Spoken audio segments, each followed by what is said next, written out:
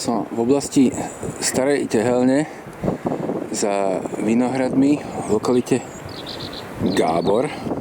Nedávno bola v Hlohovci diskutovaná jedna téma, a to konkrétne výstavba veterného parku v oblasti za Hlohovcom a ešte aj ďalej.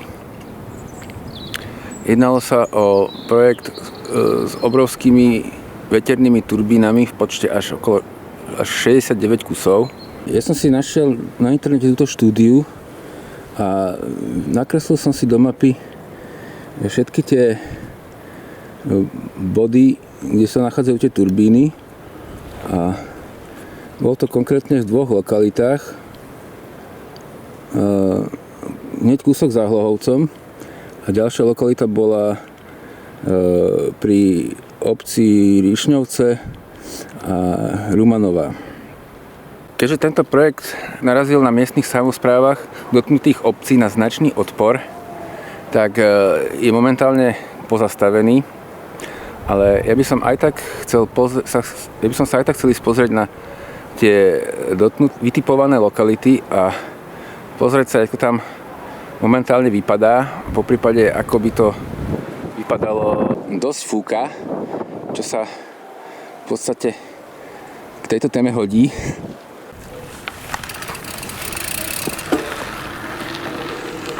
A ako som spomínal, začínam v lokalite Gábor a idem sa pozrieť na najbližší vytipovaný bod s veternou turbínou, ktorú by bolo vidno aj priamo z mesta. To vrch rovno nad Hlohovcom s názvom Gábor.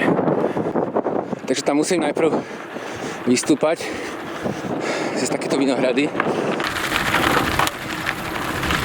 A tak trochu nad mesto. Toho vidieť. Smerujem takouto terasou cez vinohrady. A tam hore nad tým zrázom by už mal byť ten spomínaný vrchol Gábor. Kvitne čerešňa. Som na vrchole Gábor. Podľa toho plánovaného projektu mala byť asi najbližšia turbína k mestu. Takto nejako to vypadá. Sme rovno nad mestom. Čiže určite to bude z mesta jasne vidieť. Ďalšie by mala byť niekde tu, smerom na Pastuchov, na týchto poliach. Ťahnuť popri tomuto páse stromov, tam by mali byť asi ešte ďalšie dve. A zatiaľ vlastne budem teraz pokračovať. Ešte predsa len trochu odbočím. Ďalšia turbína by mala byť tam niekde za tým obilným silom.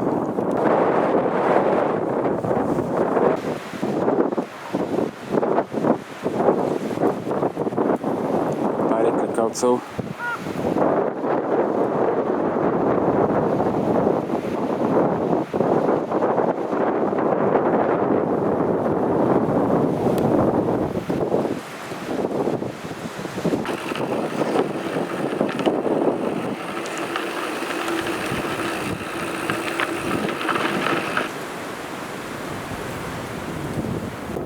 A som niekde v oblasti, kde by malo byť miesto pre ďalšiu turbínu.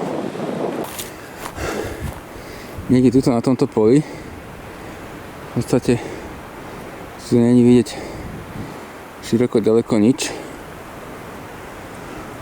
Tu by to eventuálne nemuselo až tak vadiť. Z hlavných dôvodov odporu voči týmto veterným parkom je ich zásah do krajiny a krajinotvorby.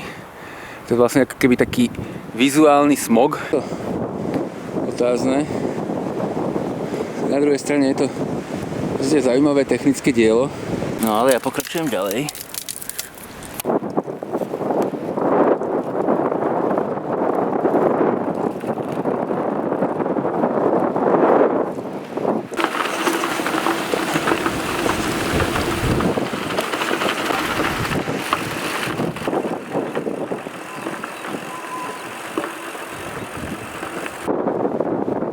na konci v takom cípe tých vinohradov. A tu, cez toto pole, ďalšiu turbínu, niekde tu v tomto šírom poli. Okrem samotných turbín a základov pre ne, k nej bude treba vybudovať ešte prijazdové cesty. To sú ďalšie kilometre prijazdových ciest cez ornú pôdu. To by mohol byť ďalší z argumentov proti tejto výstavbe.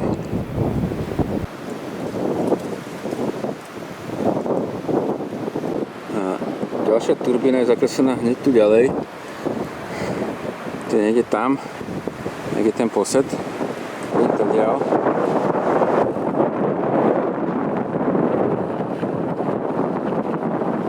Niekde tu, v takomto vyvyšenom mieste, v tom poli, tým plotom, ľudky pre sokolov. Teraz spustím z vinohradov dole, kde by mali byť takom kvázi údolí vyvierajúceho potoka Andač. Ďalšie vrtule, niekde tam dole. Kedysi toto boli vinohrady, teraz to ostali iba také kvázi terasy. V tom poli by mala byť turbína. Strašne fúka. Asi je to taká nejaká díza v tom údolí. Preto to asi naprojektovali sem. Ja sa teraz vracam trochu naspäť k Hlohovcu. Tam vidíte síla, čo som spomínal na začiatku. Zastavuje ma taká nejaká prašná smršť. Niekde na púšti. Nevade. Je veľmi sucho. No. A blížim sa sem. Tu niekde v tom poli by mala byť ďalšia z tých vrtov, ktorá je tak blízko mestu. Keďže už je 15:43, najvyšší čas na kávu. Tuto niekde v tejto vrbine je spomínaný prameň Andaču. To je takéto nejaké posedenie. Vyzerá moc vábne.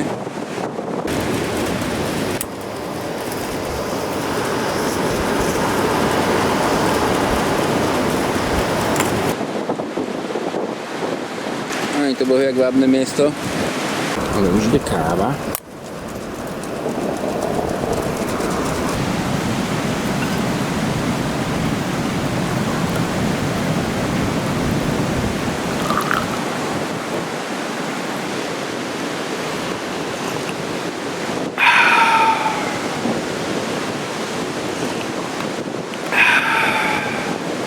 Zajímavé, keby tu bola tá turbína, tak je tu rovno predo mňou, takže pijem kávu rovno pod turbínou. A jak už to slnko ide tak trochu nižšie, tak jeden z argumentov proti týmto veterným turbínám je, že keď tie listy tých vrtov prechádzajú cez to nízke slnko, tak vytvárajú taký stroboskopický efekt, to bliká a není to vhodné pre živé organizmy, ale neviem, či sa niečo také skutočne preukázalo. Možno je to len taký mýtus. No, teraz som niekde tu a budem pokračovať ďalej smerom na Klačany a pozriem si tieto lokality. Tu by mali byť také 3 v nejakej línii, tu hore ďalšie 2. Potom prídem sem a takto sa vrátim a pôjdem si pozrieť hlavne toto, prejdem na druhú stranu a nejak toto takto prejdem. No a ja prichádzam k tej spomínanej línii viacerých vedľa seba, čo som ukazoval teraz na mape. Takto tieto 3 a za nimi ešte ďalšie 2. Tak teraz si to tak môžeme nejak predstaviť, ako by to asi tak vypadalo.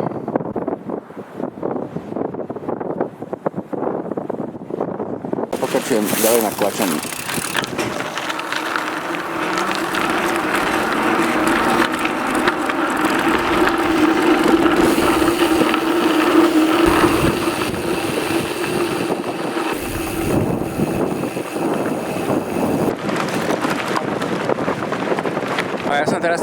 odbočil z tej hlavnejšej cesty. Vlastne by mali byť tie dve, čo som spomínal, že by boli na horizonte.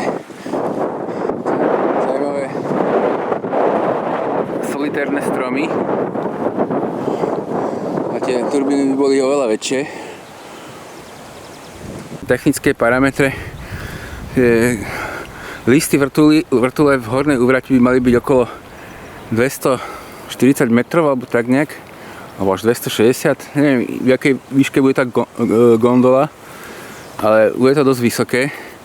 Výkon jednej by mal byť okolo 6 až 7 MW, takže keď ich je skoro 70, tak by to dokopy mohlo byť aj nejakých okolo 400 MW.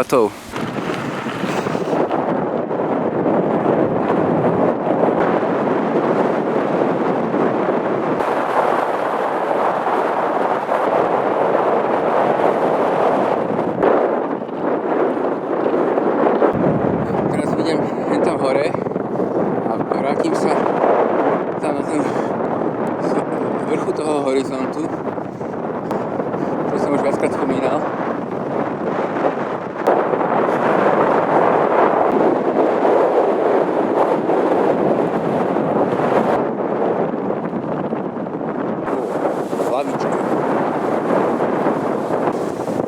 No a ja sa vlastne tak trochu vracám k tým vinohradom, kde som bol na začiatku, a tento pás stromov je vlastne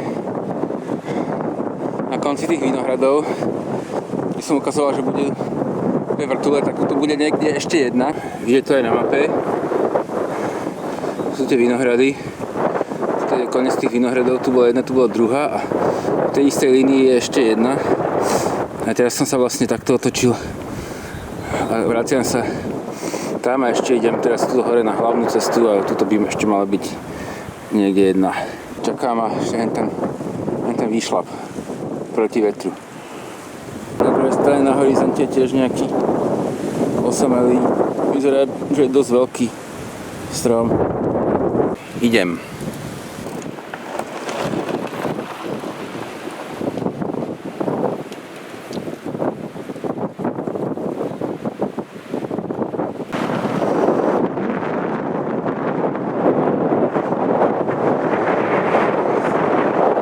To je krpá. A vytrepal som sa hore. A tu niekde by mala byť ďalšia turbína. Zrejme tu hore, naľavo od cesty.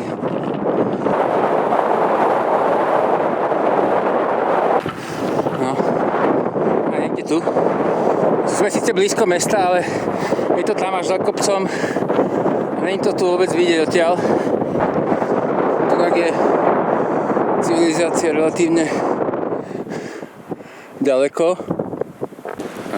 Jedným z argumentov proti výstavbe bolo aj zníženie hodnoty, respektíve určité znehodnotenie okolitých nehnuteľností, čo je síce asi pravda, ale by sa mohlo nejak kompenzovať, respektíve by sa dalo kompenzovať nejakým zvýhodnením dotknutých obcí, daňovým zvýhodnením alebo viac peňazí do obecnej kasy, čo potom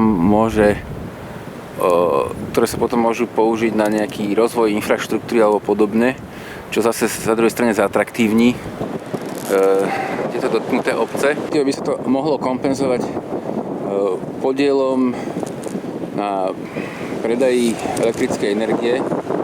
V zahraničí sa to vraj rieši aj nejakým spolupodielovým vlastníctvom týchto elektrární a tým pádom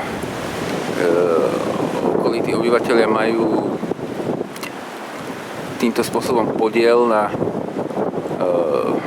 predaji vyrobenej energie. Najväčší faktor v tomto projekte, že tento projekt ako asi zrejme neúspie, je taká nejaká netransparentná komunikácia s miestnymi samosprávami. bol zrejme hlavný dôvod. No ale ja idem ďalej a prejdem kúsok po hlavnej ceste a vrátim sa späť nad Klačany, kde si chcem pozrieť tú lokalitu, kde je takáto línia 6 nadväzujúcich turbín. Potom neviem, ak mi vyjde čas, ešte prejdem do tejto ďalšej časti. Jak vidím tieto všade prítomné vtáčie budky, tak ma napadá ďalšia vec v súvislosti s týmto veterným parkom. Môže to ovplyvňovať aj život tzv. Avifauny, čiže vtákov, vtáctva a netopierov. Môžu, ak budú tieto vrtule stáť prostred nejakých migračných trás alebo tak môžu vtáky do tých listov narážať a byť usmrtené. Asi bolo dobre pri výstavbe dbať aj na takéto poznatky. Ale vraj štatisticky všelijaká iná ľudská činnosť túto faunu ovplyvňuje ešte viacej. Napríklad doprava. Vtákom asi najviac vadí chovanie domácich mačiek, ktoré sa voľne pohybujú takto všade v lesoch, na poliach. A ten faktor týchto vrtul je len taký malý zlomok z toho, čo sú nejaké rôzne iné ľudské činnosti. Tam vidím ďalšiu takú budku. Teraz idem nad Pastuchovom. Tu zatiaľ na mape nemám žiadne tie turbíny, sa len tak keby presúvam. Prichádzam na také podivné miesto, zvláštne, ale pekné, zo sochou svätého Urbana.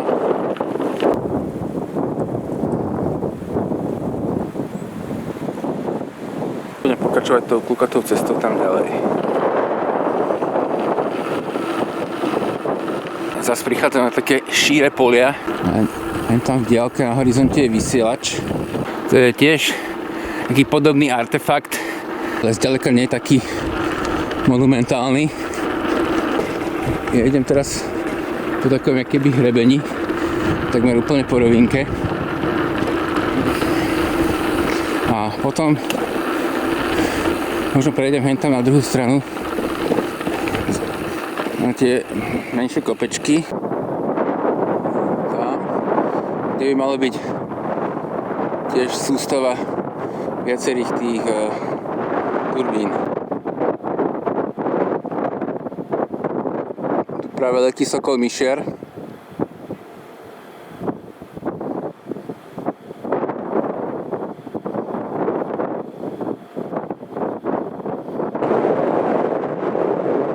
Počuť, ako vietor vytvára hluk, jak naráža do konštrukcie toho vysielača.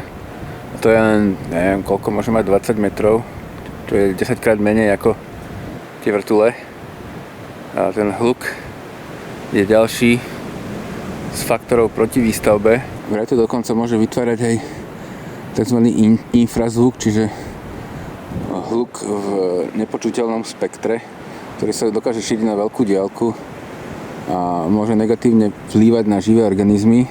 Neviem, či sa to potvrdilo v súvislosti s týmito turbínami. Sme momentálne relatívne ďaleko.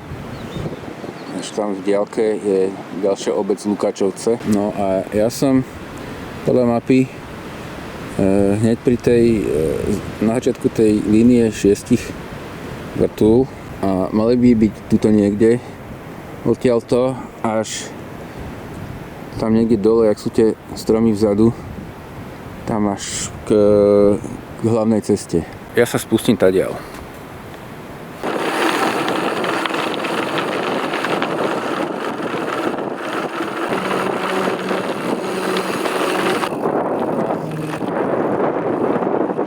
Na túto ceste to polia by to nejako malo prechádzať. A sú to za mňou by boli Prvé 3, takto, ďalšie 3.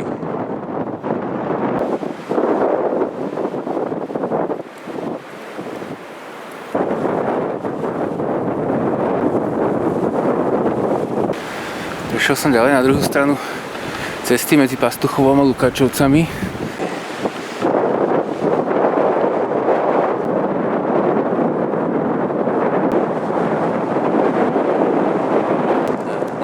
Ďalšie turbíny. Jedna by mala byť hneď tu, do cesty, a ďalšia niekde na kraji toho lesa. To je už relatívne blízko na dohľad obce Lukáčovce. Idem sa teraz pozrieť sem na druhú stranu, tu by mala byť tiež taká nejaká línia ďalších 4 a jedna je rovno na ceste. Začal som stúpať. Zrejme tu bude tam, jak je nastať budka. Tak nie. Na mape to vyzerá všetko nejak bližšie. Stále stúpam polami. Zrejme to bude až hneď tam hore na tom horizonte. Také surrealistické. Nič len polia. Takže nebude to až tam úplne hore. Malo by to byť niekde tu, presne tu. Pokračovať líniou tým smerom. Možno skúsim prísť aj z opačnej strany. Ja som zabočil a idem paralelne s tou spomínanou líniou. Nejako to vedľa by mala ísť tá spomínaná línia. Až tam hore ten horizont. Tam dole je Pastuchov.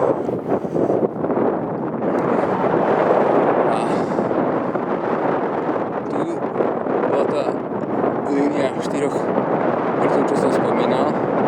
Mne sa už nejak míňa čas, tak pomaly ide zapadať slnko. Pôvodne som chcel celé takto obísť a ísť k tým ďalším potenciálnym turbínám za tým lesom. Tu je to na mape.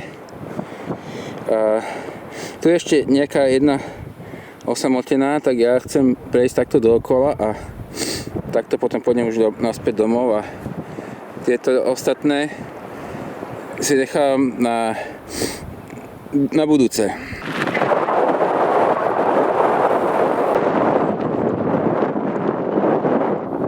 Tam ďalko je vidieť ten vysielač, kde som bol. Zaujímavé, aký patník uprostred polí. Pekné svetlo.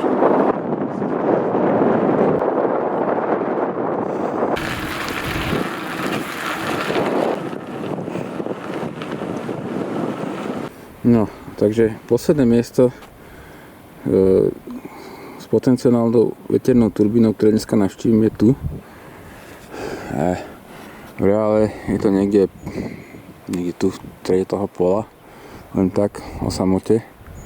Dneska to tu zakončím, pôvodne som toho chcel stihnúť viac, ale aspoň sa sem ešte môžem vrátiť a pokračovať na budúce.